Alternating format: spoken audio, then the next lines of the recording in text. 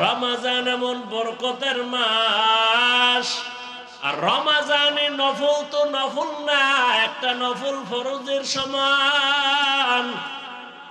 অতএব আমি অনুরোধ করে বলবো, দ্বন্দ্ব চাই না, ঝগড়া চাই না, দূরত্ব চাই না, হিংসা চাই না, সমাধান চাই। এই জন্য বলবো, 8 রাকাত তারাবির উপরে তুমি মান্যত কইরো না যে এর উপরে পড়বই না। হ্যাঁ, যদি তুমি মনে করো তুমি 8 রাকাত তারাবি পড়বা, এর বেশি তারাবি 1 রাকাতও পড়বা না। ওই ভাইজানের কাছে আমার অনুরোধ, বিনয়ের সাথে আমি ছোট হিসেবে অনুরোধ করব, যদি আপনি 8 রাকাতের বেশি তারাবি পড়বেন না বলে পাক্কা এরাদা করেন, ঠিক আছে, আমি আধা মিনিটের জন্য আপনার কথা সাপোর্ট দিলাম। তবে আমার অনুরোধ হলো আপনি 8 রাকাত তারাবি হিসাবে পড়েন, ঠিক আছে, মেনে নিলাম। বাকি 12 রাকাত নামাজও ছাড়িয়েন না, আপনি নফল হিসাবে বাকি 12 রাকাত পড়েন। কারণ রমজানের একটা নফল ফরজের সমান বরকত। আগামী রমজান পাবেন কিনা গ্যারান্টি নাই। জিদ কইরা, রাগ কইরা, অভিমান কইরা আমল থেকে আপনি দূরে সরবেন না, অনুরোধ করে গেলাম। ও আমার যুবক, এই জাহান্নামের ভয়টা যার অন্তরে ঢুকছে, সে স্কুলে পড়িয়াও নামাজ ছাড়ে না। জাহান্নামের ভয় যার অন্তরে ঢুকছে, সে র্যাব, আর্মি, পুলিশ, বিডিআরের চাকরি করিয়াও নামাজ ছাড়ে না। নাই এরকম? তুমি কেন পারো না রে যুবক? তোমার মতো যুবক রাস্তায় গাড়ি চালায়, নামাজ পড়ে, নদীর মধ্যে মাছ ধরে, নামাজ পড়ে, রাস্তায় গাড়ি চালায়, ময়দানে কৃষি কাজ করে, নামাজ পড়ে, স্কুলে পড়ে, কলেজে পড়ে, নামাজি অভাব নাই ছাত্র। তুমি কেন পারো না রে বাবা? তোমার মতো যুবক ডাক্তার, প্রফেসর, ইঞ্জিনিয়ার, নামাজির অভাব নাই। তুমি কেন পারো না? আসলে তোমার অন্তরে জাহান্নামের আযাবের ভয় নাই। রহমতের নবী কান্না করেন, ও আয়েশা, কিয়ামতের দিন এমন ভয়ঙ্কর হালাত হবে, সূর্যের গরমে মানুষগুলো পাগলের মতো হয়ে যাবে। অন্যদিকে জাহান্নামের আওয়াজ, জাহান্নাম চিল্লাইবে আর বলবে, হে আল্লাহ, বেনামাজি গুনাহগার গুলো কই? আমার পেটের ভেতরে দাও, আমার পেটে ক্ষুধা। আল্লাহ বলবে, জাহান্নাম অপেক্ষা করো, বিচার করে নেই। ও পর্দার আড়ালের আম্মা জানেরা, বোনেরা, এগুলো সব জাহান্নামের বয়ান। গুনাহগারের জন্য কেমন জাহান্নাম আল্লাহ বানায় রাখছেন, মারাত্মক। আল্লাহর কোরআন যদি তোমার অন্তর বলে সত্য, গুনাহ নিয়ে কবরে গেলে জাহান্নামের আগুনে জ্বলতে হবে, তাও সত্য। হাসরের মাঠ বড় ভয়ঙ্কর হবে। ও যুবক, এই জমিন হবে কিয়ামতের মাঠেই জমিন। সূর্য নিচে চলে আসবে, আরাফার ময়দান হবে, আল্লাহর বিচার, আলায় আদালত। গুনাহগার হাসরের মাঠে সব নারী পুরুষ উলঙ্গ দাঁড়াবে। রহমতের নবী আম্মা জান আয়েশার ঘরে বসে কান্না করেন। আম্মা জান আয়েশা রাদিয়াল্লাহু আনহা বলেন, ইয়া রাসূলুল্লাহ, আপনি আমার হুজরায় বসে কান্না করেন, তার কারণ কি? আম্মা জানের জবাবে নবী বলেন, ও আয়েশা, আমি 3টা কারণে বেশি বেশি কান্না করি। এক, আমার বিবি খাদিজার কথা মনে পড়লে কাঁদি। আর এক, আমার তায়েফের ময়দানের কষ্টের কথা মনে পড়লে কান্না করি। আর একটা হলো কিয়ামতের ময়দানের কথা স্মরণ হলে কান্না করি। আমার উম্মতের উপায় কি হবে? হাসরের ময়দানটা তো ভয়ঙ্কর হবে, নারী আর পুরুষ সব উলঙ্গ দাঁড়াবে। আম্মা জান আয়েশা বলেন, ইয়া রাসূলুল্লাহ, নারীরাও উলঙ্গ, পুরুষেরা উলঙ্গ? বলে, হ্যাঁ। কেউ কি কারো দিকে তাকাইয়া লজ্জা পাবে না রে নবী? মায়ার নবী বলেন, ও আয়েশা, এমন কঠিন হালাত হবে হাসরের ময়দান, একজন আর একজনের দিকে তাকাবারও হুঁশ থাকবে না রে আয়েশা। একটা কথা মনে রাখবেন, ঠান্ডা মাথায় কিছু কথা বলবো, শুনবেন, ভুল হলে আমাকে ধরায় দিন, সবার সামনে আমি তওবা করে নিব। ভুল করার অধিকার আছে সবার, খুব খেয়াল করিয়েন। ভুল সবাই করতে পারে, এই অধিকার আছে। রসুল হাদিসে বলেছেন ভুল সবাই করতে পারে। রসুল কি বলেছেন? পৃথিবীর প্রত্যেকটা মানুষ ভুলের চাদরে আবৃত, তবে ওই ব্যক্তি দামি যে ভুলটাকে স্বীকার করে, তওবা করে। সবাই ভুলের মধ্যে, তবে খেয়াল করবেন ভুল করতে পারে সবাই। ভুল সবাই করার অধিকার রাখে, কিন্তু ভুল ধরার অধিকার সবাই রাখে না। ভুল সবাই করতে পারবে, সবাই ভুল ধরতে পারবে না, খুব খেয়াল করবেন। এক মিনিট একটা উদাহরণ দেই। যেমন ইমাম সাহেব নামাজে দাঁড়াইছে মাগরিবের, পেছনে মুসল্লি, মসজিদের বাহিরে চায়ের দোকান, কিছু বেনামাজিরা ওখানে চা টানতেছে, বিড়ি টানতেছে। ও নামাজ লাগে না, নামাজ ছাড়াই ও দিল পরিষ্কার। খেয়াল করবেন ইমাম সাহেব মসজিদে ঢুইকা বক্স দিয়ে নামাজ শুরু করেছেন। বলুন তো ইমাম সাহেব নামাজে ভুল করতে পারে কি পারে না? পারে। খুব খেয়াল করবেন। আল্লাহর কুদরত, ইমাম সাহেব সূরা ফাতিহা শুরু করছেন, আলহামদু সূরার মধ্যেই ভুল শুরু হয়ে গেছে, একটা আয়াত হয়ে গেছে। বক্সের আওয়াজ তো চায়ের দোকানেও যায়, যায় না? ওনে যেটি বিড়ি টানে ওটি শুনে ফেলাইছে। কেমন হুজুর যে আলহামদুর মধ্যে ভুল? তো একজনে কয় যে লোকমা দে। কি দিবে? লোকমা। এখন একটা চায়ের কাপ ফালাইয়া জানালা দিয়ে ইমাম সাহেব রেখা, হুজুর কামটা তো ঠিক হয় নাই, লোকমা দিছে। আপনাদের যতটুকু জ্ঞান আছে ধর্মীয় লাইনে, বলুন তো এই চায়ের দোকানের কোনো ব্যক্তি কি মসজিদের বাহির থেকে লোকমা দেওয়া ঠিক? এটা লোকমা নয়, এটা বেয়াদবি। এটা লোকমা। আচ্ছা, ইমাম সাহেব ভুল করছেন, এখন লোকমা তো দিতে হবে। কারা দিবে লোকমা জানা থাকলে বলেন? মুসল্লিরা। এখন পেছনে মুসল্লি আছে 500, সবাই একটা চিৎকার দিবে জোরে।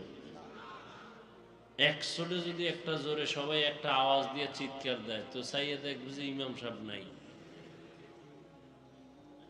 হঠাৎ রোগে মরে গেছে। নিয়ম কি? ইমাম সাহেবের পেছনে একজন যোগ্য ব্যক্তি দাঁড়াবেন, এলাকার বড় সুদখোর। কি এলাকার বড় সুদখোর ঘুষখোর হলো সমাজের যোগ্য ব্যক্তি। কি তারা যদি যোগ্য না হয় তো মসজিদের কমিটিতে ঢুকে কেমনে?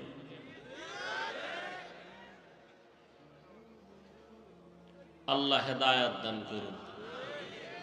কে দাঁড়াবে? একজন যোগ্য ব্যক্তি। কেমন যোগ্য? যে ইমাম সাহেব যদি কোরআন শরীফ তেলাওয়াতের মাঝখানে কোনো আয়াতের জের জবর পেশের ব্যবধানে অর্থের ব্যবধান হয়, তখন পেছনের একজন আলেম যোগ্য ব্যক্তি সে লোকমা দিবে। এতটুকু বুঝার মতো মেধাওয়ালা আলেম পেছনে দাঁড়াবেন। অথবা নামাজের মাঝখানে ইমাম সাহেবের নামাজটা নষ্ট, পেছনেরটা ঠিক, সামনেরটা মাঝখানে এসে নষ্ট, অজু নেই, কথার কথা। তখন নিয়ম, ইমাম সাহেব পেছনে আসবেন, পেছনের যোগ্য ব্যক্তিকে সামনে দিয়ে দিবেন, সে বাকি নামাজ কমপ্লিট করে ফেলবে। তো যে কথাটা বুঝাতে চাই, যে ইমাম সাহেবকে লোকমা দেওয়ার জন্য পেছনে যোগ্য ব্যক্তি লোকমা দেনেওয়ালা আলেম থাকতে হবে। অন্যরা লোকমা দেওয়া লোকমা নয়, এটা বেয়াদবি। ঠিক আলেমরাও ভুল করতে পারে। আলেমের ভুল আর এক আলেম লোকমা দিবেন, যারা আলেম না তারা যদি লোকমার নামে ফেসবুকে লেখে এরা সবগুলো বেয়াদব। আলেমের বিরুদ্ধে যারা লেখালেখি করবে এরা কি চূড়ান্ত বেয়াদব, শুধু বেয়াদব না, এরা মা বাবার অভিশপ্ত সন্তান। আল্লাহ এ বেয়াদবির থেকে উম্মাহকে হেফাজত করেন। আর এটা একটা কঠিন ষড়যন্ত্র, বলার সময় নেই। আলেমের বিরোধিতা করা একটা কঠিন ষড়যন্ত্র। কেন? কিয়ামত পর্যন্ত আর এক সেকেন্ডের জন্য নবীজি আসবেন না, সাহাবায়ে কেরাম আসবেন না, তাবেঈন আসবেন না, আইম্মায়ে কেরাম আসবেন না, ইমাম বুখারী ইমাম মুসলিম আসবেন না, ইমাম আবু হানিফা ইমাম শাফি কেউ আসবেন না, বড় বড় আউলিয়ারাও আসবেন না। কিয়ামত পর্যন্ত এই জাতি জান্নাতের সঠিক পথ চাইলে একমাত্র ঠিকানা উলামায়ে আহলে হক। এখন এই আলেমের বিরুদ্ধে যদি মানুষের অন্তরে ঘৃণা জমানো যায়, তাহলে মানুষ আর আলেমের কাছে যাবে না। কিন্তু দূর, আলেমের কথা ঠিক নেই, তার বয়ানও ঠিক নেই, তার কাছে যাব না, বয়ানও শুনবো না। অটোমেটিকলি মানুষ ইসলাম থেকে পেছনে চলে যাবে। বলতে হবে না বয়ান বন্ধ করো, মানুষের ভক্তি শ্রদ্ধা নষ্ট হবে, আর ওয়াজে আসবে না, বয়ান আস্তে আস্তে বন্ধ হবে। যেমন সকালবেলার মক্তব বন্ধ হয়ে গেছে। বাংলাদেশে দাঁড়িয়ে কোনো হিন্দু, কোনো বৌদ্ধ, কোনো ইহুদি, কোনো খ্রিস্টান বলে নাই মক্তব বন্ধ করে দাও। এমন চক্রান্ত করেছে যে অটোমেটিক মক্তব বন্ধ হয়ে গেছে। সে চক্রান্ত কি?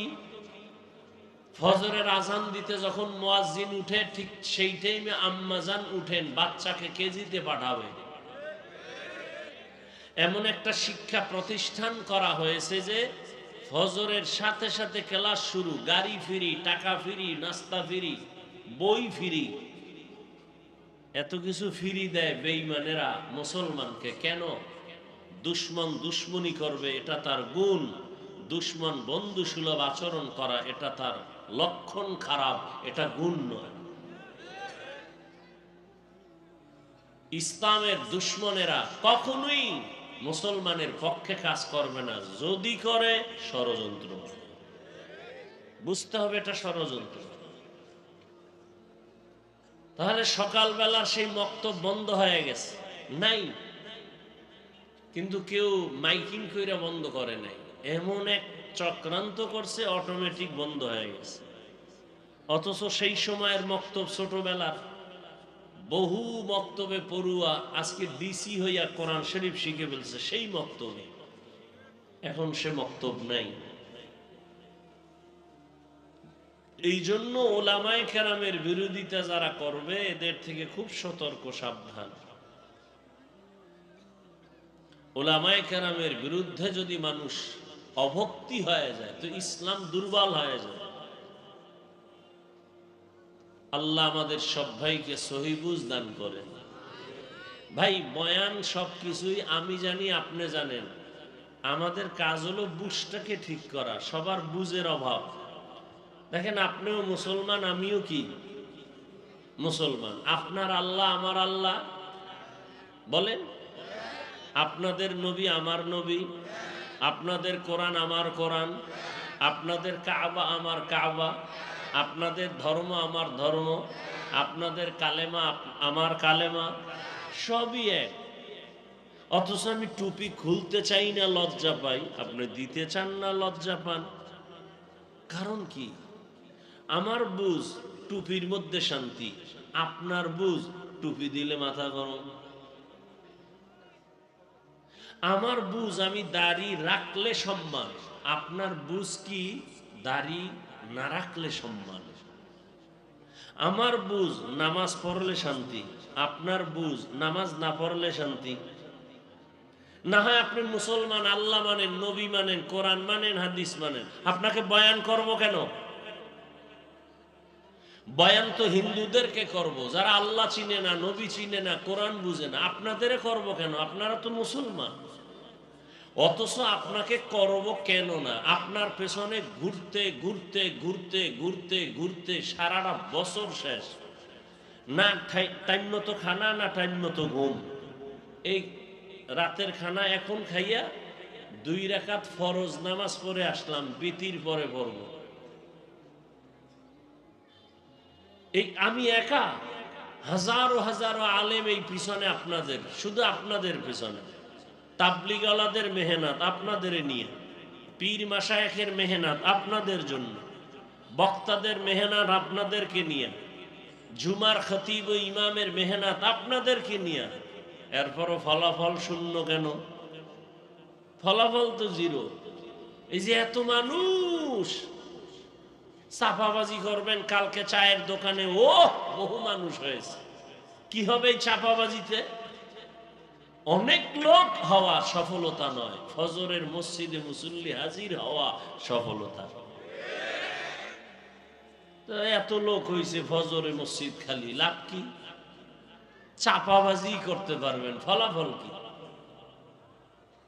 এত লোক এখানে হাজির হয়েছে, আজকে ফজর পড়ে নাই, জোহর পড়ে নাই, আসর পড়ে নাই, মাগরিব পড়ে নাই, এশাও পড়ে নাই।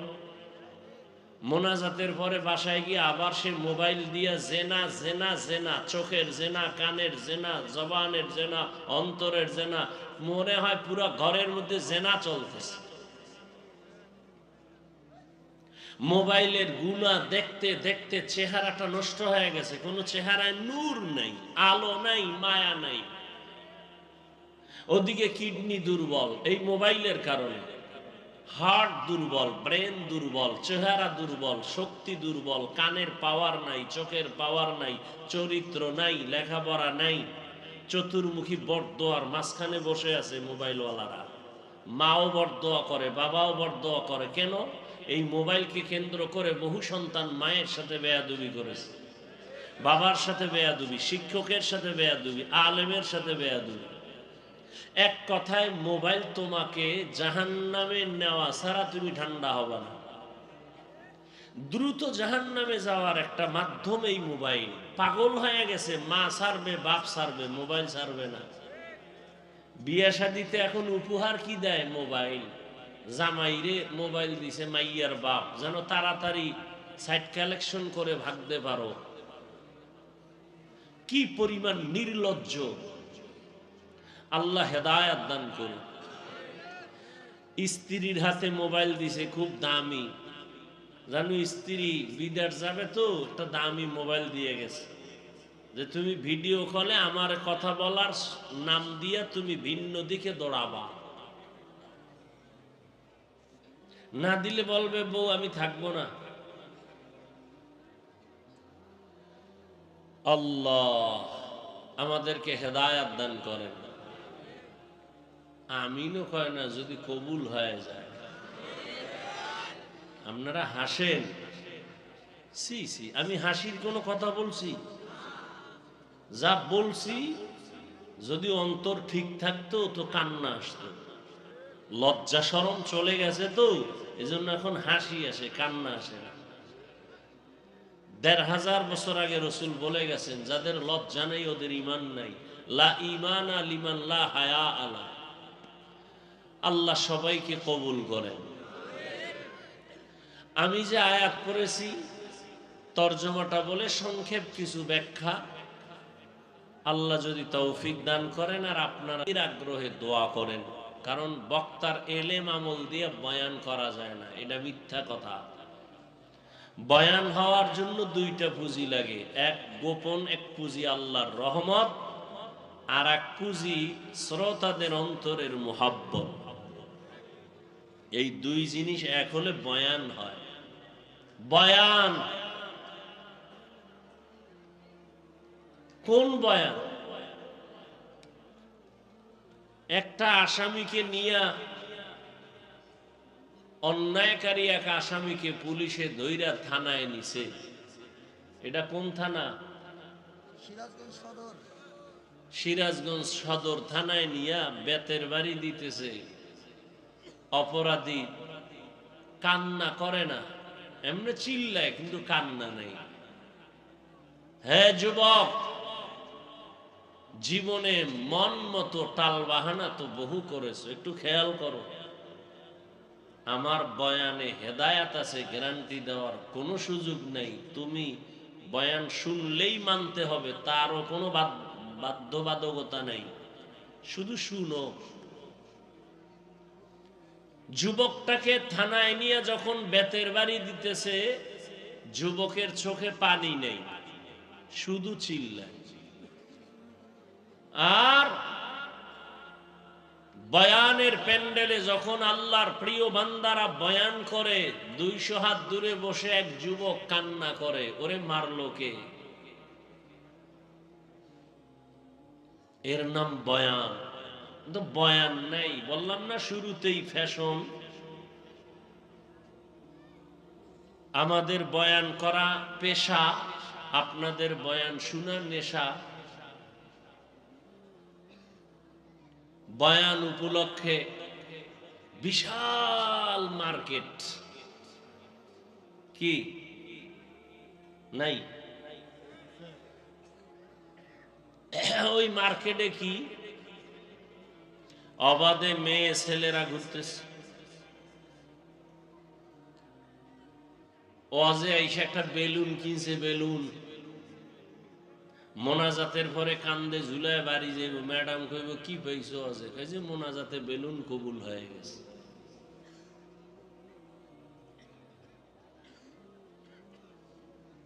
বড় কঠিন।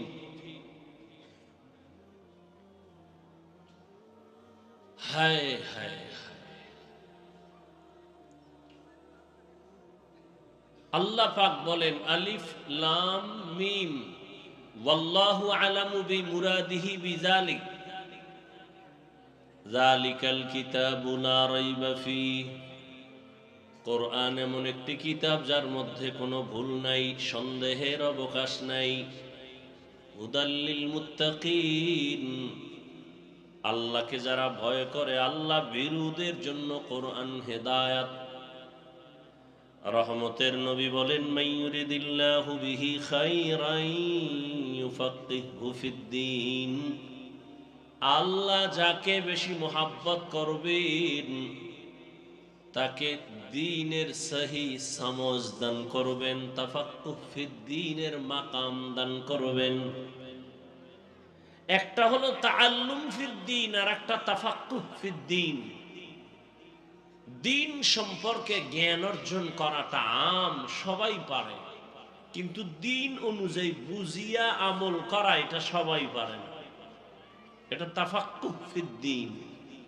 আল্লাহ বুঝ দিয়ে দেয়, বান্দা দ্বীনের উপরে চলাটা তার জীবনের আপন করে নেয়।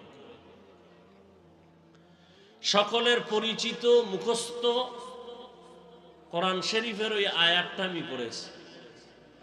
এমনকি পর্দার আড়ালের মা বোনেরাও অনেকে এই আয়াতটা শুনতে শুনতে মুখস্থ হয়ে গেছে। কোরআনুল কারীম পড়তে না জানলেও এই আয়াতটা সবাই পারে। আলিফ লাম মিম যালিকাল কিতাবু লা রাইবা ফীহি হুদাল লিল মুত্তাকিন। এখানে অনেক আলোচনা, শুধু আলিফ লাম মিম 3টা অক্ষর নিয়ে আলোচনা করলে অনেক সময় এই অক্ষরগুলো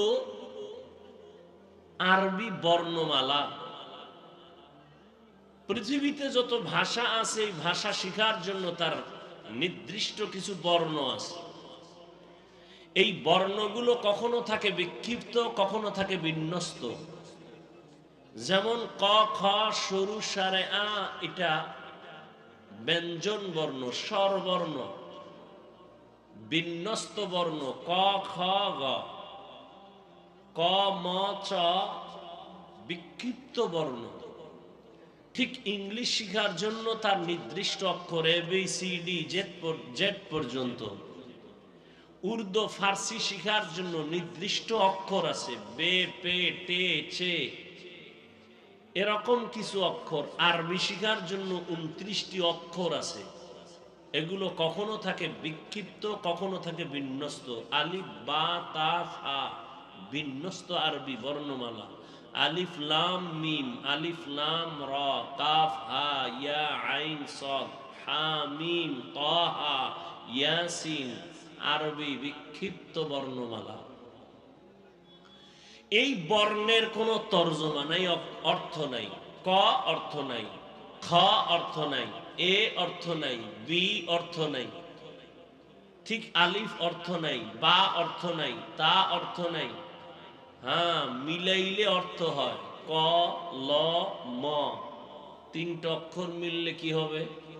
কলম, লেখার একটা যন্ত্র। তাহলে এই অক্ষরগুলোর অর্থ নাই, এটাই ফাইনাল কথা। পৃথিবীতে যত মুফাসসিরিনে কেরাম তাফসীর লিখেছেন, এই অক্ষরগুলোর নিচে দিয়া সামনে দিয়া লিখেছেন ওয়াল্লাহু আ'লামু বিমুরাদিহি বিযালিক। এই যে তাহা ইয়াসিন আলিফ লাম মিম আলিফ লাম রা, এই অক্ষরের রহস্য আল্লাহ ভালো জানেন, আমি মুফাসসির জানি না। এবার সামনে থেকে তর্জমা করে যালিকাল কিতাব, এই কিতাব, এ তর্জমা শুরু। প্রশ্ন এখানে জটিল। পৃথিবীর মধ্যে শ্রেষ্ঠ এক কিতাবের নাম কোরআন। এটা এমন এক কিতাব যার মতো দ্বিতীয় কোনো কিতাব নাই। তাওরাত আল্লাহর দেয়া কিতাব, জবুর আল্লাহর দেয়া কিতাব, ইনজিল আল্লাহর দেয়া কিতাব, সহিফায়ে নূহ আল্লাহর দেয়া কিতাব। কিন্তু কোরআন এটা কেমন কিতাব? আল্লাহ কোন কিতাবকে হেফাজতের জিম্মাদারি নেননি, কোরআন হেফাজতের জিম্মা নিয়েছেন। কোরআন এমন একটি কিতাব, যে কিতাব ধরলে বরকত, তাকাইলে সওয়াব, পড়লে সওয়াব। এটা এমন একটা দামি কিতাব, নরমাল কাপড়ের কোনো মূল্য নাই, কিন্তু কোরআনের সাথে মিশায়া দেন, গিলাফ নাম হবে, দাম বেড়ে যাবে। সোফা সেট কত দামি, লক্ষ টাকা দিয়ে কেনা হয়েছে, কোনো মূল্য নাই। সামান্য নরমাল কাঠ দিয়ে রেহাল বানায় কোরআনে লাগায় দেন, দাম বেড়ে গেল। মজলিসটার কোনো মূল্য নাই, এত মূল্য কেন? শুধু কোরআনের বরকত। কোরআন নাজিলের কারণে রমাজানের বরকত। মক্কা নগরীতে আসছে, মক্কা নগরীর বরকত। প্রশ্ন বড় জটিল, এত সুন্দর দামি কিতাবে অর্থহীন অক্ষর দিলেন কেন আল্লাহ? যেই অক্ষরের অর্থ নাই, সে অক্ষর এত দামি কিতাবে দিলেন কেন? প্রশ্ন। এইভাবে একটা একটা আলোচনা করলে অনেক সময় আমি এ বিষয়ে কোনো কথা বলবো না। আমি আজকে শুধু একটা শব্দ নিয়ে আলোচনা করব, হুদাল্লিল মুত্তাকিন। এই শব্দ দুইটার উপরে আমি সামান্য কথা বলবো। হুদাল্লিল মুত্তাকিনের মূল বিষয় হলো, আল্লাহ বুঝাতে চান আমি কোরআন অবতীর্ণ করলাম কেন। এই কেনর জবাব দিয়ে মোনাজাত। আল্লাহ কোরআন অবতীর্ণ করলেন কেন, এই কেনর জবাব দিব।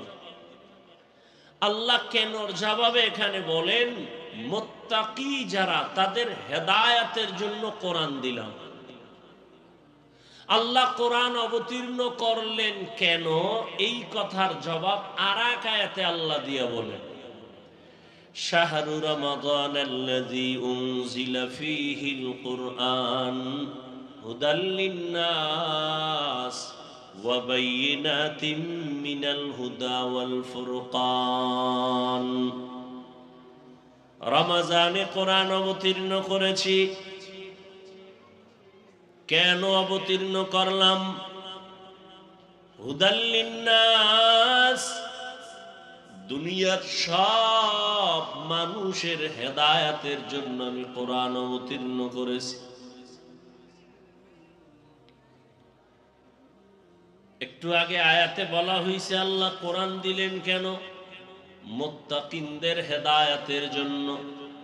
আর এখানে আল্লাহ বলেন দুনিয়ার সব মানুষের হেদায়েতের জন্য কোরআন দিলাম।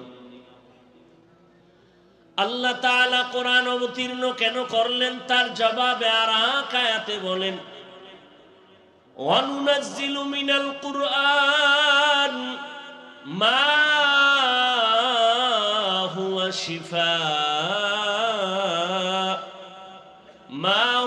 شِفَاءٌ وَرَحْمَةٌ لِّلْمُؤْمِنِينَ।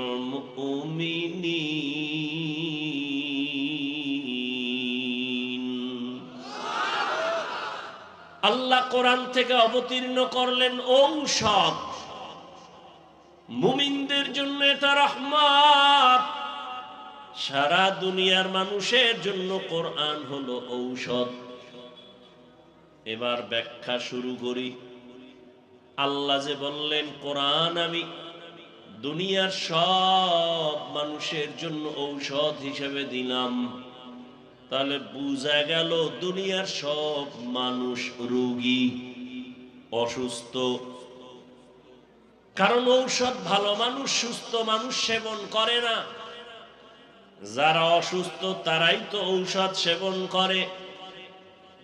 আল্লাহ বলেন আমি কোরআন থেকে অবতীর্ণ করলাম ঔষধ, তার মানে দুনিয়ার সব মানুষ অসুস্থ, রোগী। বলে দুনিয়ার মানুষ কেন রোগী? এর জবাব হলো এদের ঈমান নাই। কি নাই? ঈমান নাই। প্রশ্ন, যাদের ঈমান আছে তারাও কি রোগী? বলি হ্যাঁ, তারাও রোগী। কেন? বলে এই সায়েদাবাদের ময়দানে বহু ঈমানওয়ালা বসে আছে, এরপরও তারা রোগী কেন? তাদের আমল নাই। কি নাই? আমলের খবর নাই। অথচ আল্লাহ বলেন আমি মানুষ বানাইছি আমলের পরীক্ষা দেওয়ার জন্য। আল্লাযী খালাকাল মাউতা ওয়াল হায়াতা লিয়াবলুয়াকুম আইয়ুকুম আহসানু আমালা ওয়া হুয়াল আজিজুল গফুর।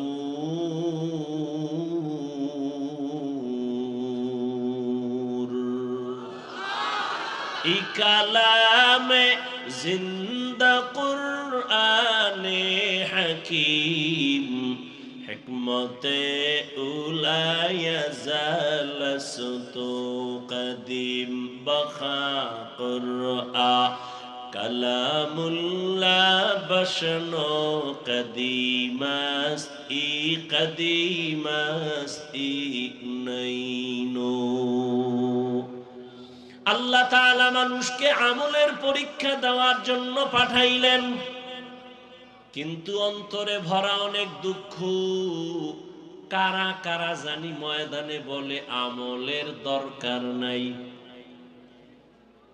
আবার একদল কয় আমল যদিও করো মোটামুটি ফরজ আমল করো, নফলের কোনো দরকার নাই। অথচ সামনে আসতেছে রমাজান, এমন এক বরকতের মাস, যেই মাসের ব্যাপারে রহমতের নবী দোয়া করছেন। বর্তমান শাবানের আগে রজব, সামনে রমাজান। রহমতের নবী বলেন রজব আমার আল্লাহর মাস, শাবান আমি মুহাম্মদের মাস, রমাজান আমার উম্মতের মাস। রজবের চাঁদ দেখে রহমতের নবী দোয়া করতেন আল্লাহুম্মা বারিক লানা ফি রজবা ওয়া শাবান ওয়া বাল্লিগনা রমাজান। ভালো করে খেয়াল করেন নবীজি দোয়াটা কেমন করছে।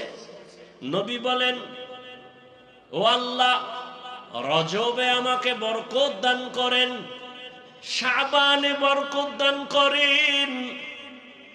রজব ও শাবান থেকে রমাজান কি দাম আরো বেশি না?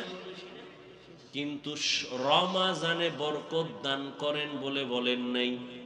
আবার খেয়াল করেন, এই মোনাজাতটা দিয়া লাইলে তো শেষ, তালবাহানা কইরো না, বুঝো যুবক বাবারা।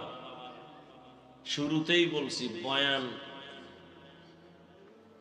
বক্তার এলেম আমলের বাহাদুরিতে করা যায় না। আল্লাহর রহমত আর শ্রোতাদের অন্তরের মোহাব্বত লাগবে। এর গজবের মোবাইল নিয়ে ব্যস্ত হলে তুমি কি বয়ান শুনবা? তোমার কপাল এত খারাপ কেন? 24টা ঘন্টাই মোবাইল নিয়ে মরো। মাওলায় বেহেশতের বাগানে নিয়ে আসছে, 2টা ঘন্টা মোবাইল ছাড়া থাকতে পারো না। শয়তানকে এখানেও বিজয় করলা। আল্লাহ হেদায়াত না দিলে করার কি? কপাল যদি হুইরা যায়, তুমি হাফিজুর রহমান কেন, মক্কা মদিনার ইমাম কেন, স্বয়ং রসুল বয়ান করলো ওর কপাল খুলে না।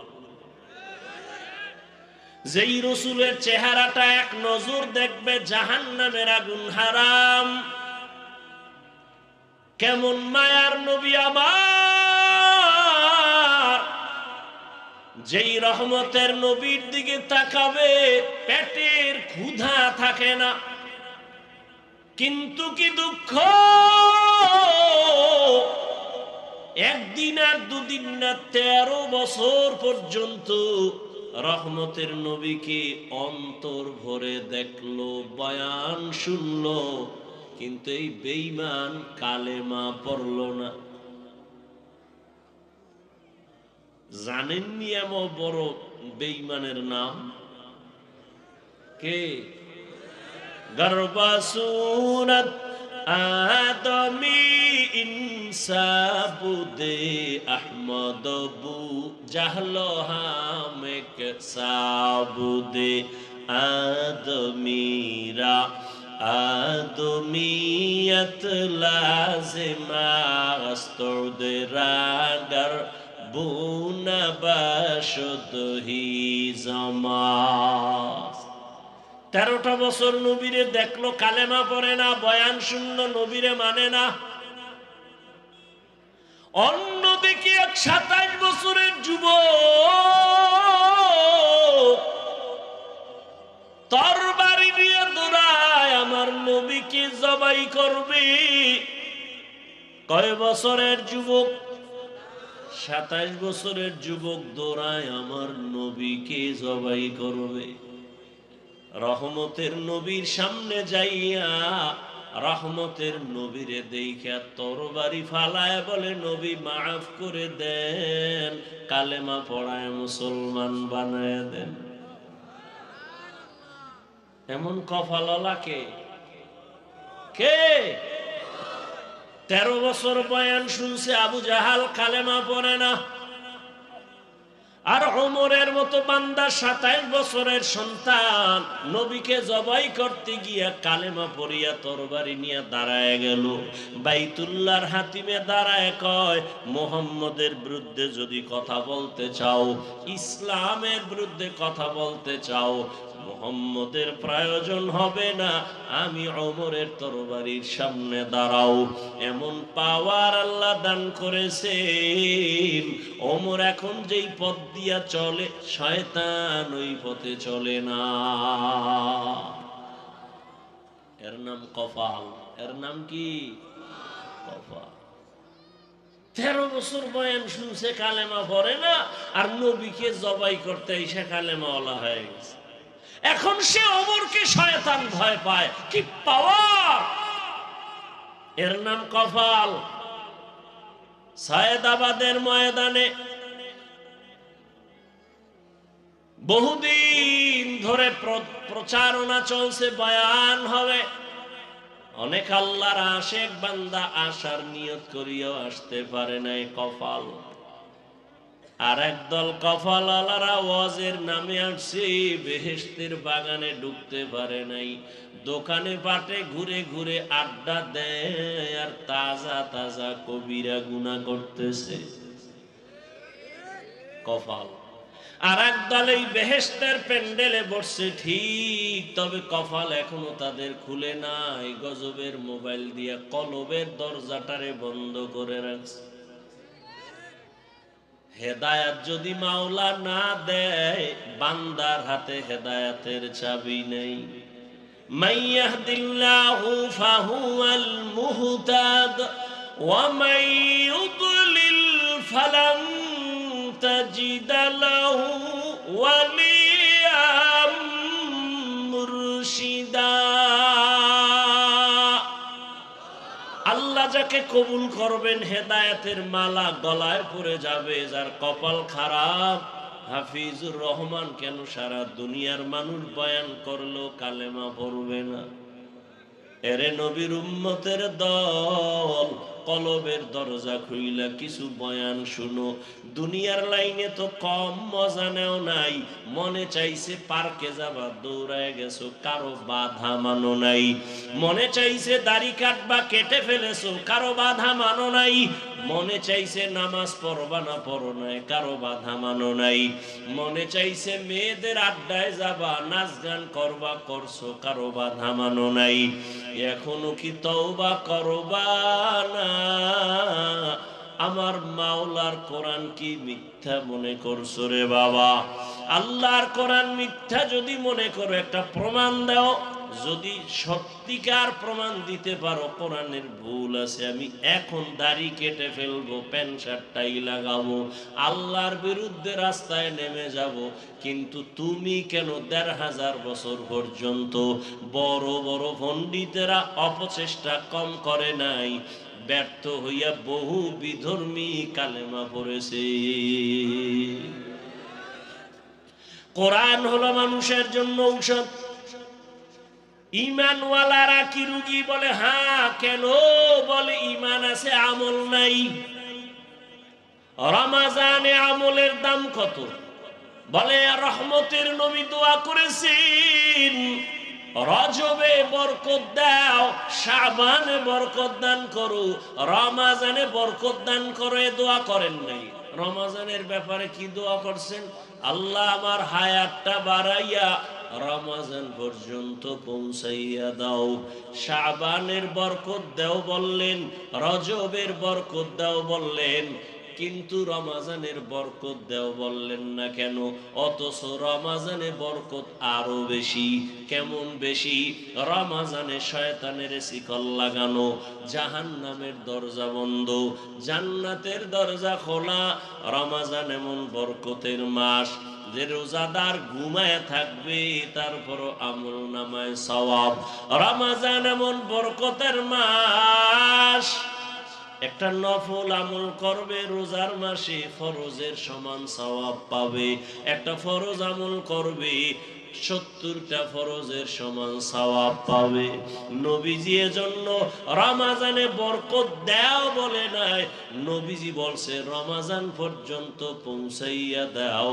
কারণ এত বিশাল বরকত আমি কাজ করিয়া নিব, এমনি হাওয়ার উপরে নিতে চাই না। আমি কাজের মাধ্যমে নিব, রোজা রাখার মাধ্যমে বরকত নিব। তাহলে রমাজানে নবীজি রমাজানের জন্য দোয়া করছেন, রমাজান যেন পাইয়া মরি। ও যুবক বাবারা, বৃদ্ধ বাবাজিরা, এই রমাজান পাবেন জানা নাই। যদি পান, পরের রমাজান পাওয়ার গ্যারান্টি নাই।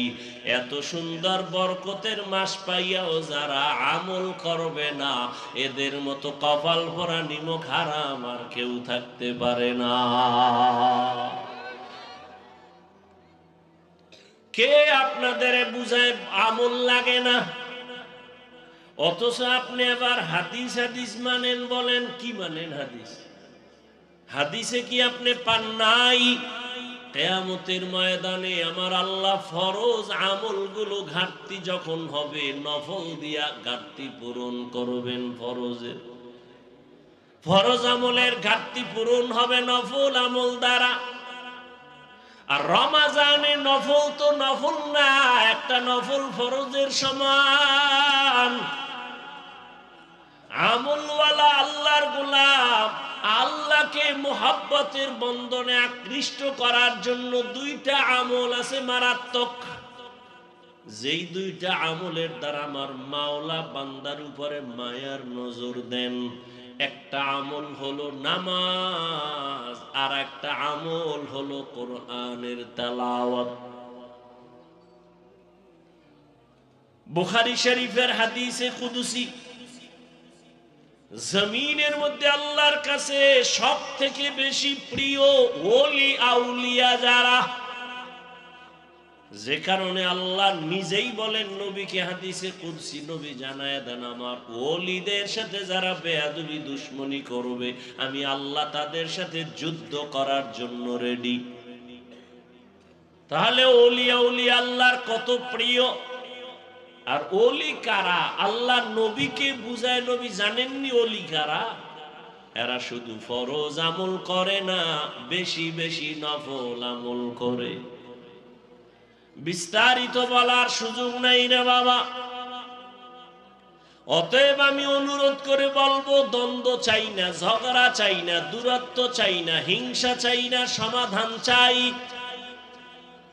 আধা মিনিটে বলে যাব, ও সিরাজগঞ্জের মুসলমানদের কাছে, দ্বন্দ্ব ছেড়ে দেও, আমলের লাইনে আগাও, হিসাব কম কইরা আমল করো, বেশি করো, করতে থাকো করতে থাকো।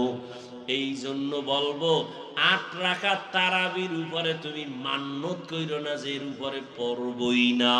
হ্যাঁ, যদি তুমি মনে করো তুমি 8 রাকাত তারাবি পড়বা, এর বেশি তারাবি 1 রাকাতও পড়বা না।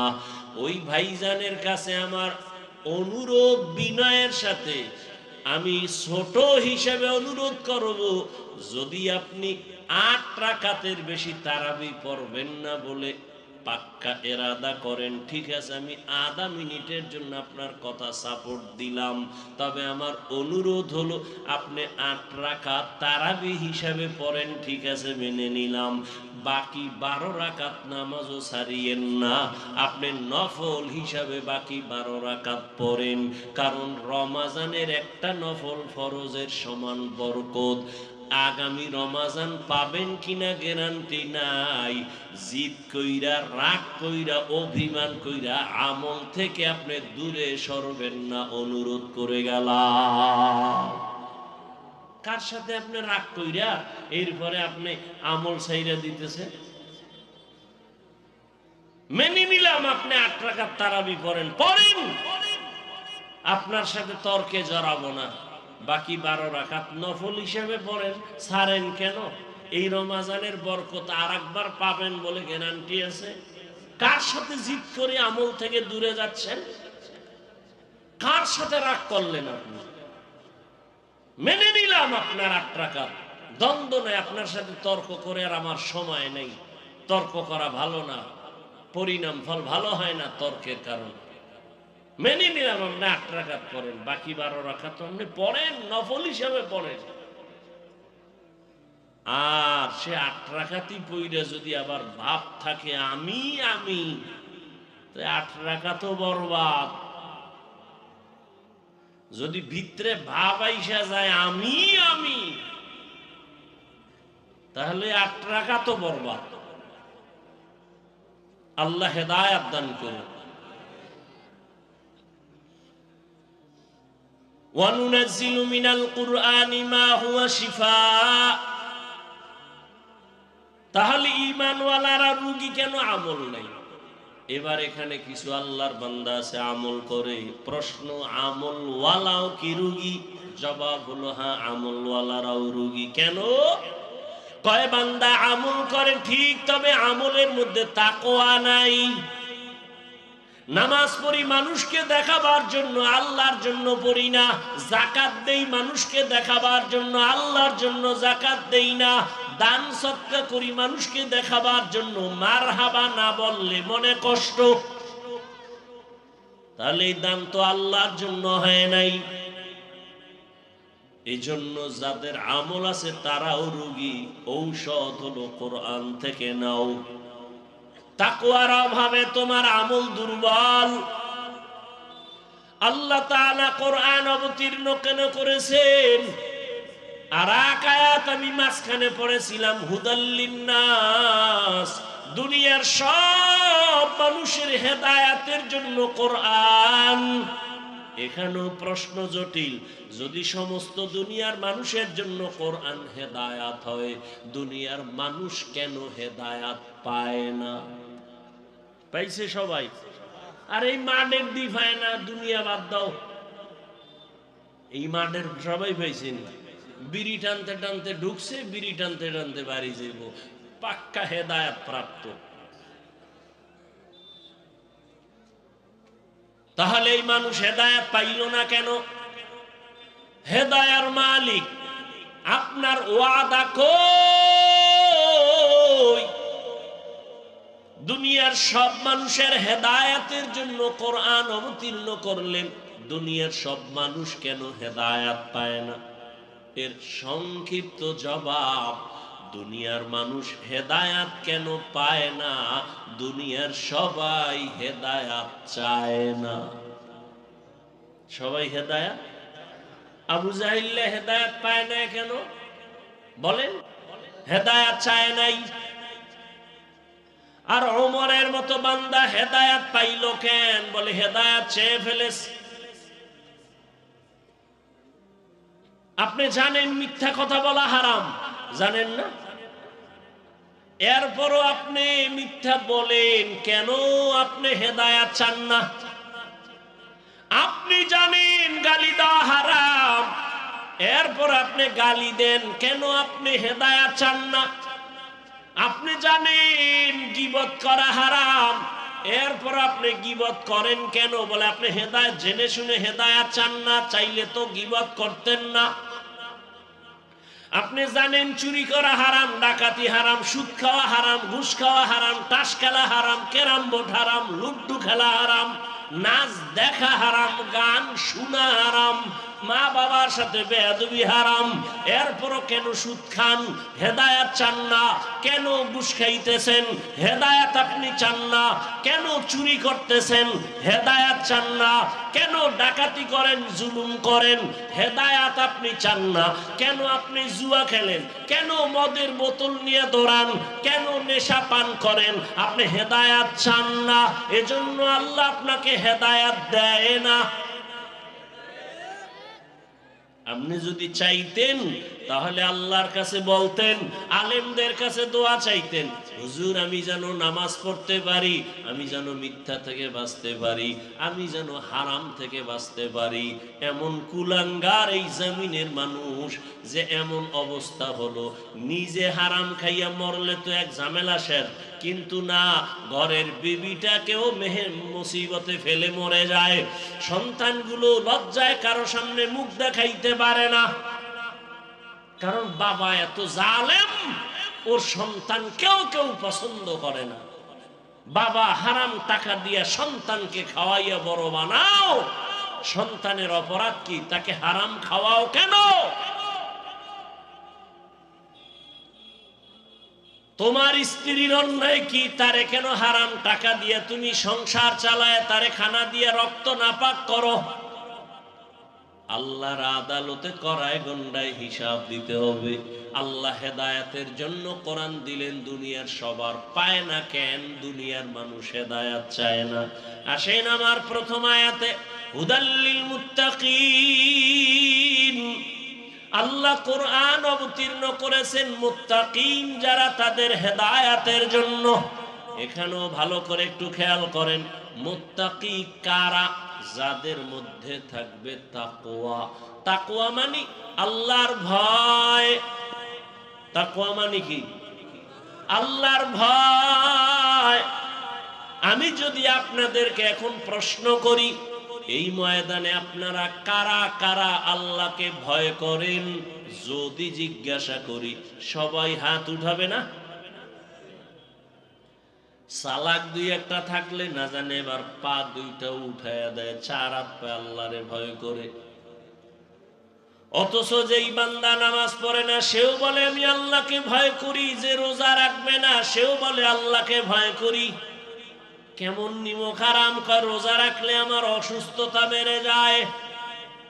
অথচ চিকিৎসা বিজ্ঞানীরা কি বলে? হুজুর গো কথা মানবা না, কপাল খারাপ।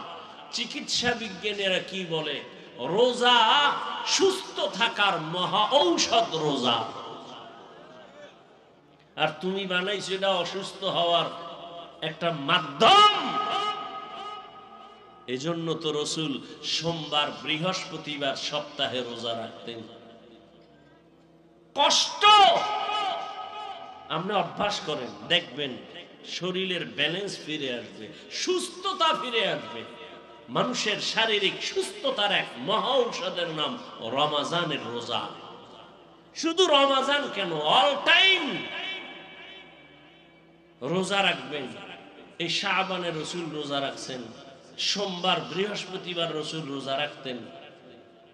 দেখেন রোজা রাখলে অনেক লাভ। আল্লাহ তৌফিক দান করেন। তো সবাই বলে আমি আল্লাহকে ভয় করি, যারা সুদের সাথে জড়িত তারাও বলে আল্লাহকে ভয় করি, যারা পর্দা করে না তারাও বলে আল্লাহকে ভয় করি। আমি নামাজ পড়ি, আমি বলি আল্লাহকে ভয় করি। আমি হালাল খাই, বলি আল্লাহকে ভয় করি। দুই ভয় সমান? আপনার ভয়টা আসলে ভয় না। ভয়ের ব্যাখ্যা কি? কয়েকজনের সাপ দেখলে ভয় পায়, তার বাস্তবতা কি? বলে সাপ যেখানে থাকবে সেখানেও যাবে না। মাঝে মাঝে ঘুমের মধ্যে চিৎকার দেয় সাপ সাপ বলিয়া, কারণ সাপের ভয় বেশি। একটা সন্তান মা বাবাকে ভয় করে, অন্যায় করে না। একটা ছাত্র শিক্ষকের ভয় করে, অন্যায় করে না। ঠিক এই জমিনের মধ্যে যেই বান্দা আমার আল্লাহকে ভয় করবে, ওই বান্দা গলায় ছুরি লাগাবে, দাড়ির মধ্যে অস্ত্র লাগাবে না। হর কে দারত খৌফে হকদার দিল মাদারম জন্নতুল মাওয়া দেহদ ও রামকাম জুজবা হক চি জে মখাজ ইনসো জা ফজলে উআ মস্তে দর জুমলা জাহা। আপনাদের কষ্ট হয়? খারাপ লাগতেছে? জিন্দেগি মে বন্দেগি তু করনা হে, जिंदगी में बंदगी तू करना है, जिंदगी बे बंदगी शर्मिंदा है, जिंदगी बे बंदगी शर्मिंदा है। दुनिया में हो दुनिया का तलबगार न हो, बाजार से गुजर हो खरीदार न हो। ये दुनिया एक मिसले कागज फूल है, ये दुनिया एक मिसले कागज फूल है, जिंदगी में बंदगी तू करना है, जिंदगी में बंदगी तू करना है, जिंदगी बे बंदगी शर्मिंदा है, जिंदगी बे बंदगी शर्मिंदा है। যুবকরা খারাপ লাগে? এর সাথে একটু একতারা হইলে মজা পাইতি না? তোরা তো এখন বাংলা গান শুনোস না, আপডেট হয়ে গেছে সব হিন্দি। কানের মধ্যে একজনের মোবাইলে হিন্দি গান ছেড়ে নাচতে আছে। কি কয়? উর্দু হিন্দি বুঝো? কয় আব্বাও বুঝে না, আমিও বুঝি না। তো লাফাও কেন? কয় মজা লাগে। আল্লাহর জাতের কসম, এরে আমার কলিজার যুবক, মোবাইল তো জীবনে ছাড়বি না, জিব্রাইলও বললেও ছাড়বি না। যেহেতু ওটা নিয়ে মরবি, তবে আমার মাঝখানে আবদার, প্রতিদিন না মাঝে মাঝে মাঝে মাঝে যখন রাতের বেলা মোবাইলের ডিউটিটা শেষ করছো, এখন ঘুম যাবি যাবি বাপ, মোবাইলের ডিউটি শেষ, সারা রাত ডিউটি ছিল, যখন তুই শেষ করে ঘুমাবি, আমার একটা অনুরোধ, মাঝে মাঝে, প্রতিদিন না, ওই ইউটিউবে ঢুইকা সার্চ দিবি কোরআনের তেলাওয়াত, দেখবি মক্কা মদিনার ইমাম সাহেব সেখানে হাজির। একটার উপরে টাচ কইরা তেলাওয়াত চালু কইরা বালিশের কাছে মোবাইলটা ফালায়া তেলাওয়াত শুনবি, আর তুই নাক টেনে ঘুমায় যাবি শুনতে শুনতে। আমার অন্তর সাক্ষী দেয় ইনশাআল্লাহ, এইভাবে যদি তেলাওয়াত শুনে শুনে ঘুমাও, একদিন তোর চোখ থেকে পানি বের হবে, আর তওবা নিজেই করবি, জীবনে আর গানের তার কানে দিবি না। হিন্দি গান শুনো কেন? ভালো ভালো কণ্ঠওয়ালা আমাদের ইসলামী লাইনে কত সুন্দর সুন্দর নাত পড়ে, হামদে বাড়ি তাআলা, কত মজার। এগুলো যদি একটু কান লাগায়া শুনতি, জীবনে আর অন্তরে গানের ভালোবাসা আসতো না। আসতো? কত সুন্দর সুন্দর। আমি দুই এক কলি বলি, মাঝে মাঝে বলি, কারণ বয়ানের মুড যেন নষ্ট না হয়। না হয় শুধু বয়ান বাদ দিয়ে যদি এগুলো বলি, ঘন্টাকে ঘন্টা বলতে পারবো। সেগুলো আমার বানানো আছে। এগুলো তুমি শুনতে থাকো, দিল শান্ত হবে, গুনার দিক থেকে ফিরতে পারবা বাবা। ওরে, গুনার আকর্ষণ তোমার অন্তরে যেমন আছে, আমারও তো আছে। আমি চাইলেই তো গুনাহ করতে পারি, আমি চাইলেই তো, কিন্তু না রে বাবা। কয়দিন আর দুনিয়ার হায়াত। চোখের সামনে যত লাশ দেখি, যুবকের লাশ দেখি বেশি। করোনায় যুবকের লাশ, ছাত্র জনতার আন্দোলনে যুবকের লাশ, ডেঙ্গুর মহামারীতে যুবকের লাশ, পানির নিচে যুবকের লাশ, ঘরের ঘুমের বিছানায় যুবকের লাশ। কয়দিন আর বাঁচবারে যুবক? আর যাও, আল্লাহ বাঁচাইব। বাঁচার তো তোর নিয়ত নাই। নিয়ত আছে, কিন্তু বাস্তবায়নে তুই বাঁচতে চাও না, কারণ দ্রুত মরার মেশিন লয়ে ঘুরো মোবাইল। বাঁচতে চাও বেশি, কিন্তু যে মোবাইল লয়ে ঘুরো, এটা হলো দ্রুত মেরে ফেলার একটা মেশিনের নাম মোবাইল। তোরে অল্প বয়সে পঙ্গু বানায় ফেলবে। চোখের পাওয়ার থাকবে না, কানের পাওয়ার থাকবে না, কিডনি দুর্বল হবে, হার্ট দুর্বল হবে, ফট কইরা সুস্থ।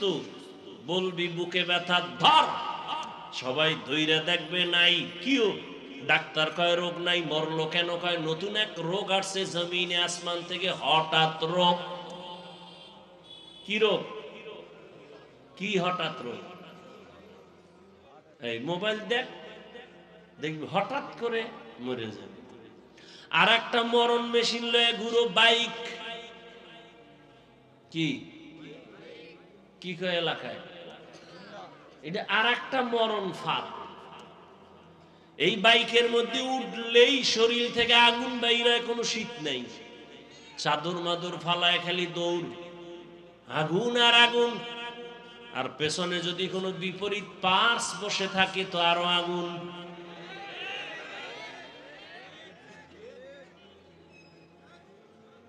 সকাল 10টায় ঘুম থেকে উঠে, আম্মু কি, আমি একটু যমুনার পারে যাব। কেন? বলে আমার বন্ধু ডাকছে, দেখা করে চলে আসবো। কয় টাইম লাগবে? বলে 1 ঘন্টা। মা বলে দ্রুত চলে আসবি। বাইকটায় উঠে দৌড়। মায়ের কান সজাগ, বাবা আমার 1 ঘন্টা টাইম দিছে। ঘন্টা পেরিয়ে 2 ঘন্টা হলো, সন্তানের খবর নাই। 3 ঘন্টায় গিয়া মায়ের অন্তরে একটা বাড়ি মারছে। মোবাইলটা হাতে নিয়ে টেলিফোন করলো, সন্তানের মোবাইলে রিং হয়ে কেউ ধরে না। কয়েকবার দেওয়ার পরে হঠাৎ করে কে যেন রিসিভ করে বলে, কে তুমি? বলে আমি মোবাইলওয়ালা ছেলের মা। ওর বাবা নাই, আছে, দাও। বাবারে যখন দিছে, দেখো কে তোমার ছেলের মোবাইলটা ধরছে, তাড়াতাড়ি ধরো। ধরার পরে বলে, কে তুমি? বলে মোবাইল ওয়ালার বাবা। বাসা কই তোমার? কয় সৈয়দাবাদের পাশে। কয় দৌড় দাও। যমুনার গোল চক্করের মধ্যে হুন্ডা এক পার্শ্বে পড়ে আছে, তোমার সন্তান আর এক পার্শ্বে লাশ হয়ে আছে, রক্তক্ষরণ হচ্ছে। তাড়াতাড়ি লাশটা নিয়ে যাও। দেরি করিও না, তাড়াতাড়ি নিয়ে যাও। বানায় বলতেছি, ও যুবক, বাঁচতে চাও অনেক দিন, কিন্তু দ্রুত মরণের মেশিন লয়ে ঘুরো রে বাবা। কে তোমাকে বুঝাবে?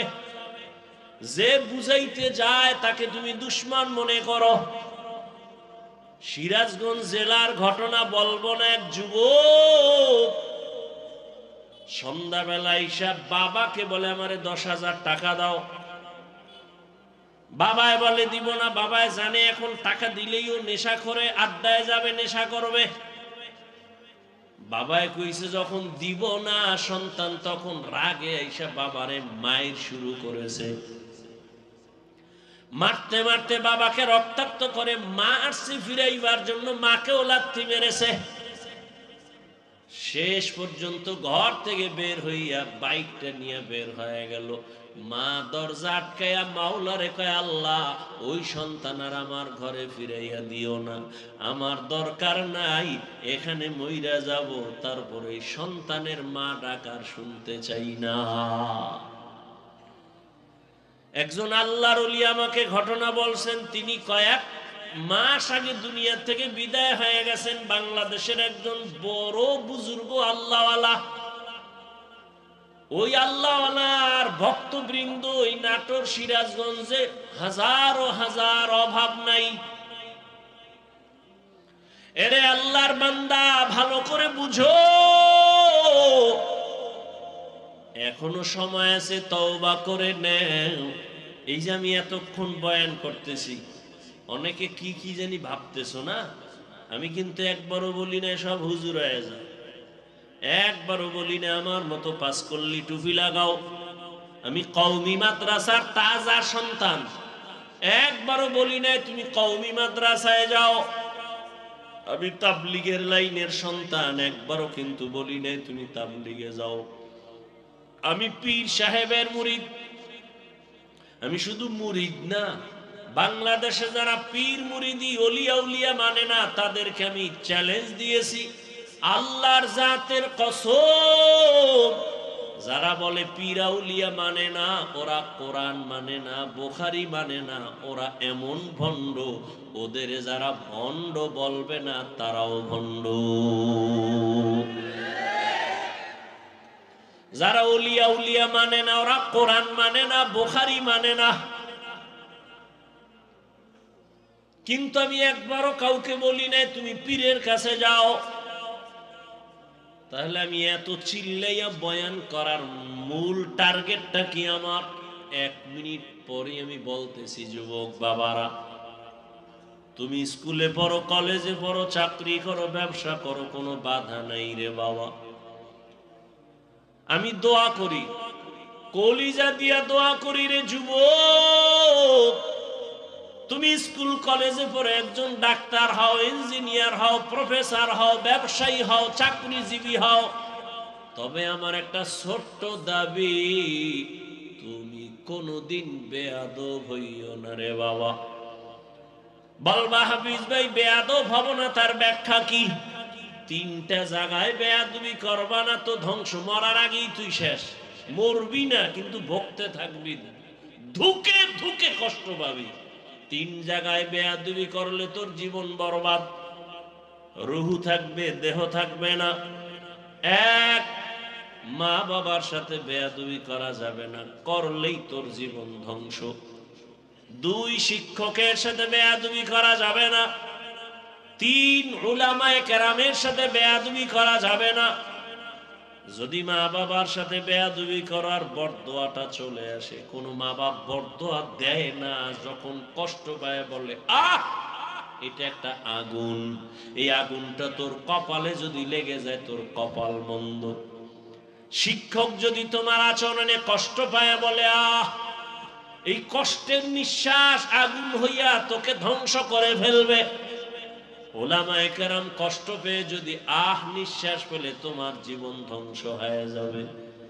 এই বাংলাদেশে যত ঝামেলা দেখো শুধু আলেমদের সাথে বেয়াদবির কারণে। এরে আল্লাহর বান্দারা, কোরআন হেদায়েতের জন্য দিলেন, মুত্তাকিন আল্লাহর ভয় যারা করবেন, ওই আল্লাহর ভয় অন্তরে জমা করো। আল্লাহর ভয় অন্তরে আসলে বান্দা গুনাহ করবে না। আমিও তো মানুষ, তুমিও মানুষ। আমি চাইলে দাড়ি কেটে প্যান্ট শার্টটাই পরে চলতে পারি, কেউ আমাকে বাধা দিবে না। কিন্তু না, শীতের মধ্যে ঠান্ডা পানি দিয়া অজু বানাইয়া নামাজ পড়া যে কত কষ্ট, তারপরেও নামাজ ছাড়ি না রে বাবা। দাড়ির কারণে যৌবনের ভাব চলে যায়, কম বুঝি না, পাগল হই নাই রে যুবক, মেধা নষ্ট হয় নাই। আমি যদি এখন দাড়ি কাইটা চলতাম, কেউ আমারে বাধা দিত না। আমি যদি প্যান্ট শার্টটাই পরে চলি, কেউ বাধা দিত না। কিন্তু না, টুপি মাথায় দেই, নামাজ ছাড়ি না, বেপরদায় চলি না। কারণটা কি? বরং তোমাকে পায়ে ধরে ধরে বুঝাই, ও যুবক, এর একমাত্র কারণ আমার আল্লাহর কোরআন সত্য, নবীর কথা সত্য, কোনো মিথ্যা নাই রে বাবা। গুনাহগার যারা, তাদের জন্য জাহান্নাম, নেক আমলওয়ালারা জান্নাতের পথে যাবে। ও আমার যুবক, জবানটা খুলে জবাব দাও, আল্লাহর কোরআন তোমার ঈমান কি বলে? কোরআন কোনো ভুল আসেনি।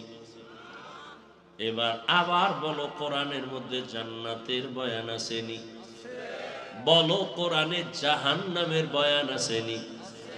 কে জান্নাতে যাবে, কে জাহান্নামে যাবে, আল্লাহ তাও বলেছেন, ইন্নাল আবরারা লাফি নাঈম ওয়া ইন্নাল ফুজ্জারা লাফি জাহিম। নেক আমলওয়ালারা জান্নাতি, গুনাহগার যারা তারা জাহান্নামী। জান্নাতটা কেমন আরামের ঘর, আল্লাহ তাও কোরআনে বয়ান করেছেন। জান্নাতিন তাজরি মিন তাহতিহাল আনহার। জাহান্নামটা কেমন ভয়ঙ্কর, আল্লাহ তাও বয়ান করেছেন। ওয়াইলুল লিকুল্লি হুমাযাতিল লুমাযা আল্লাযী জামাআ মালান ওয়া আদ্দাদা ইয়াহসাবু আন্না মালাহু আখলাদা কাল্লা লা ইউনবাযান্না ফিল হুতামা ওয়া মা আদরাকা মাল হুতামা নারুল্লাহিল মুকাদা। ও যুবক, মোবাইলে বাংলা কোরআন ডাউনলোড করো না। জীবনভর তো খালি আকামি করলি, ভালো দিয়ে একটা কাজ কর, বাংলা কোরআন লেখা কোরআন মোবাইলে ডাউনলোড কর। মাঝে মাঝে রাতের বেলা শুয়া শুয়া কোরআন শরীফের বাংলা তরজমা দেখবি, মাঝে মাঝে ওয়াইলুল লিকুল্লি হুমাযা সূরাটার তরজমা পড়। আবার একদিন সময় পাইলে আরেকটা সূরা পড়ো, আল কারিয়াতু মাল কারিয়া ওয়া মা আদরাকা মাল কারিয়া। আর একদিন সময় পাইলে আবার আরেকটা সূরার বাংলা তরজমা পড়িও, কুল ইয়া আইয়ুহাল কাফিরুন লা আ'বুদু মা তা'বুদুন। আর একদিন সময় পাইলে পড়িও, ইযা জুলজিলাতিল আরদু জিলজালাহা ওয়া আখরাজাতিল আরদু আসকালাহা। আবার একদিন সময় পাইলে আর একটা সূরার তরজমা বাংলায় পড়ো, আলহাকুমুত তাকাসুরু হাত্তা যুরতুমুল মাকাবির। এগুলো সব জাহান্নামের বয়ান। গুনাহগারের জন্য কেমন জাহান্নাম আল্লাহ বানায় রাখছেন, মারাত্মক। আল্লাহর কোরআন যদি তোমার অন্তর বলে সত্য, গুনাহ নিয়ে কবরে গেলে জাহান্নামের আগুনে জ্বলতে হবে, তাও সত্য। হাসরের মাঠ বড় ভয়ঙ্কর হবে। ও যুবক, এই জমিন হবে কিয়ামতের মাঠেই জমিন, সূর্য নিচে চলে আসবে, আরাফার ময়দান হবে, আল্লাহর বিচার আলাদা আদালত। গুনাহগার হাসরের মাঠে সব নারী পুরুষ উলঙ্গ দাঁড়াবে। রহমতের নবী আম্মা জান আয়েশার ঘরে বসে কান্না করেন। আম্মা জান আয়েশা রাদিয়াল্লাহু আনহা বলেন, ইয়া রাসূলুল্লাহ, আপনি আমার হুজরায় বসে কান্না করেন, তার কারণ কি? আম্মা জানের জবাবে নবী বলেন, ও আয়েশা, আমি 3টা কারণে বেশি বেশি কান্না করি। এক, আমার বিবি খাদিজার কথা মনে পড়লে কাঁদি। আর এক, আমার তায়েফের ময়দানের কষ্টের কথা মনে পড়লে কান্না করি। আর একটা হলো কিয়ামতের ময়দানের কথা স্মরণ হলে কান্না করি। আমার উম্মতের উপায় কি হবে? হাসরের ময়দানটা এত ভয়ঙ্কর হবে, নারী আর পুরুষ সব উলঙ্গ দাঁড়াবে। আম্মা জান আয়েশা বলেন, ইয়া রাসূলুল্লাহ, নারীরাও উলঙ্গ, পুরুষেরাও উলঙ্গ? বলে, হ্যাঁ। কেউ কি কারো দিকে তাকাইয়া লজ্জা পাবে না রে নবী?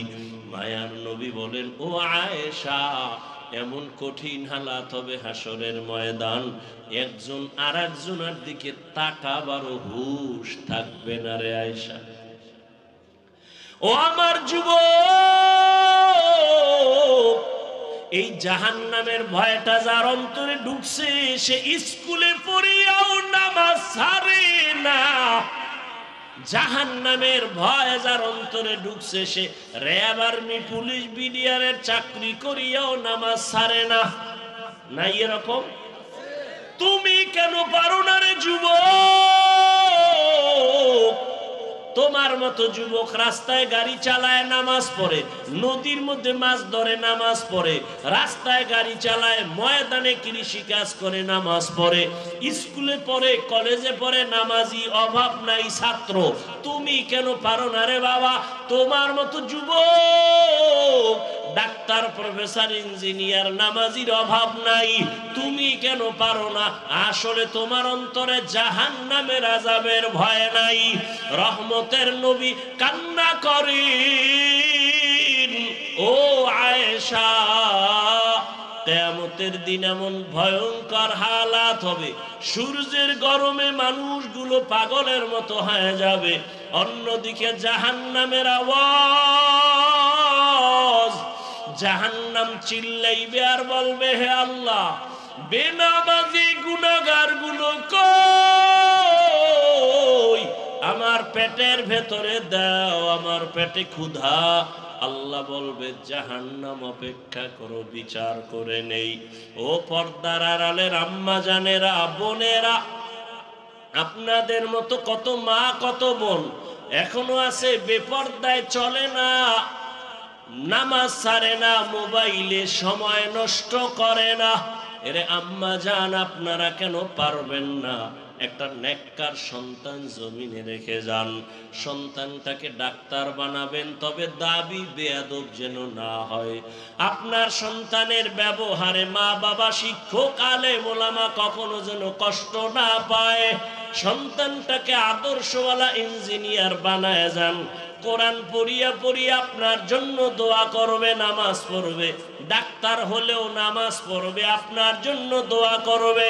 এরে মা, এখনো তওবা করেন, জীবনে আর বেপরদায় চলবেন না, স্বামীর মাল নষ্ট করবেন না, মোবাইলে সময় অযথা কাটাবেন না, 5 ওয়াক্ত নামাজ পড়বেন, আল্লাহর কাছে দোয়া করবেন, সন্তানটাকে আদর্শওয়ালা বানানোর মেহনত করবেন।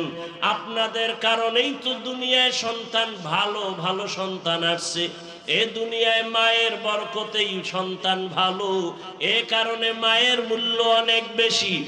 এই স্টেজের ভেতরে কয়েকটা ছেলের মাথায় আমরা পাগড়ি দিলাম, কোরআনের হাফেজ। এদের সিনার মধ্যে কোরআনটা জমা হয়ে গেছে। এদের মা বাবার জীবন বড় ধন্য।